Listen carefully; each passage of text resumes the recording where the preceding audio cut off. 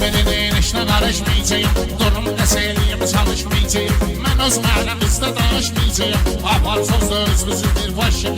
Apar sözde özümüzüdür başımı. Mənə görə zirvənin nə fərqi var ki? Dildəki kəlmənin nə fərqi var ki? Yaşadığım məhəllənin nə fərqi var ki? Sayılırıq hər yerdə vətəndaş kimi. Sayılırıq hər yerdə vətəndaş kimi. Yıldızı aslan şiri görmüşəm mən. Bunları öldürüb biri görmüşəm. Dilpaş olan şairi görmüşəm mən. Məclisə axırda gəlir aşırı. Məclisə axırda gəlir aşırı. Asma inansınan da kervan sara. Harara dahi ara sen ara. Ay kara Osman karasan kapkara. Üzümün üstünde olan taşımı. Üzümün üstünde olan taşımı. Ama o şey sözüyle hepsime sattım. Sen görmediğin tilsime sattım. Kimleri gördüm de kime sattım. Bilmedim öz qədrimi kül başımı. Bilmedim öz qədrimi kül başımı.